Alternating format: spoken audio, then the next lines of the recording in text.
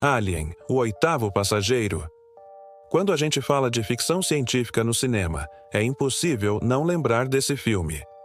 Mas por que ele se tornou tão marcante e ainda hoje, com mais de 40 anos após seu lançamento, se mantém como uma referência para o gênero?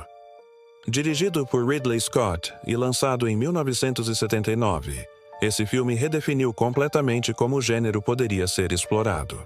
Ao contrário de outras produções da época que tratavam o espaço como algo épico e grandioso, Alien trouxe uma visão mais crua, claustrofóbica e assustadora do universo. E isso mudou tudo. A grande sacada de Alien foi misturar ficção científica com terror. Em vez de naves supertecnológicas e viagens empolgantes pelo espaço, a gente acompanha uma equipe comum, de trabalhadores do espaço, presos dentro de uma nave escura e claustrofóbica, com uma criatura mortal à solta. Isso trouxe um realismo inédito para o gênero. A ficção científica deixou de ser só aventura e passou a falar sobre medo, sobrevivência e isolamento. O impacto disso foi tão grande que praticamente todos os filmes de sci-fi no espaço que vieram depois beberam dessa fonte. Event Horizon, Sunshine, Gravidade, Prometheus, The Martian, todos devem alguma coisa a Alien, especialmente pelo design das naves e pelo clima de suspense. E um dos motivos do filme ter virado uma referência tão forte no gênero é justamente esse clima de tensão constante. Ridley Scott construiu o suspense com um ritmo mais cadenciado, bem diferente dos filmes acelerados de hoje, com inúmeros cortes de cena para mostrar movimento constante e evitar que as pessoas peguem seus celulares.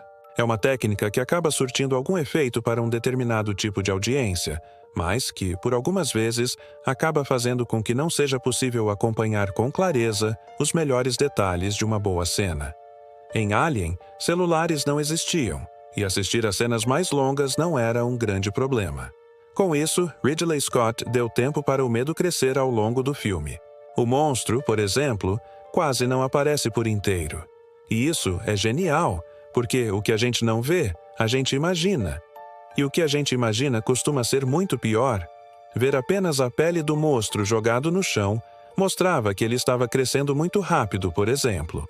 E isso já criava um medo por antecipação, porque você sabia que quando a criatura fosse aparecer, seu tamanho poderia ser assustador, ao contrário da sua primeira aparição, que se dá no início do filme e deu origem a uma das melhores cenas já criadas pelo cinema.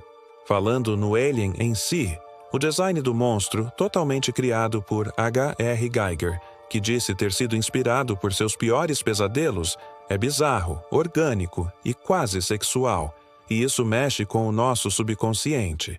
É um medo que vai além do susto.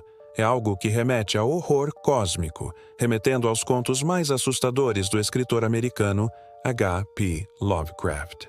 Visualmente, Alien também foi revolucionário.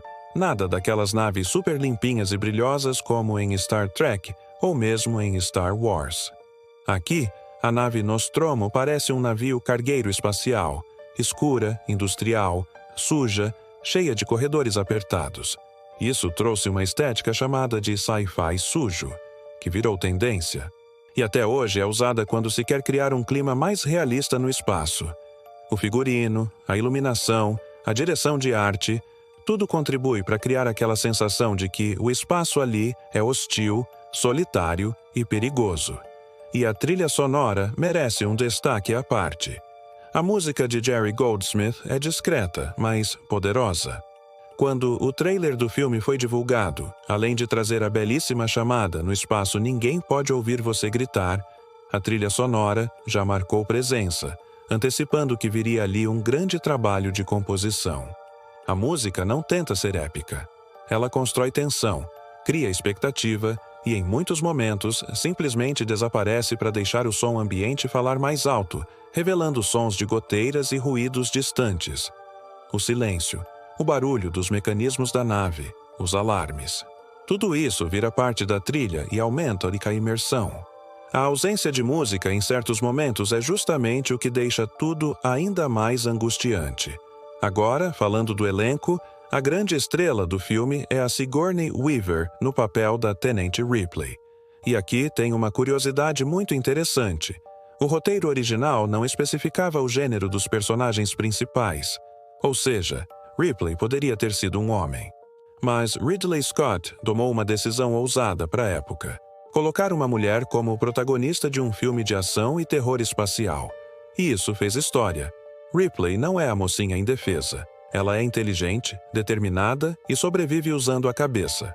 A Sigourney Weaver entregou uma atuação tão marcante que ela virou uma das primeiras grandes heroínas do cinema, abrindo caminho para várias outras que vieram depois. O resto do elenco também é muito bom.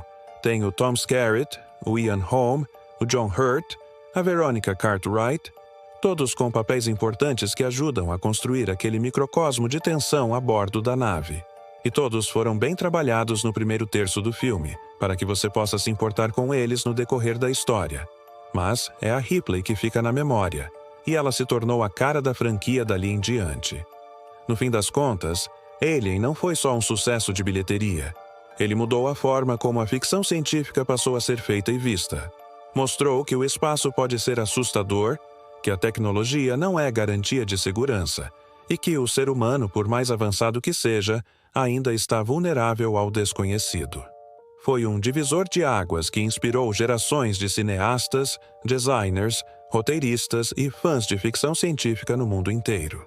E talvez o mais incrível seja que, mesmo depois de mais de 40 anos, Alien continua atual. Continua assustador. E continua sendo uma aula de como fazer cinema com atmosfera, criatividade e coragem, utilizando efeitos especiais práticos.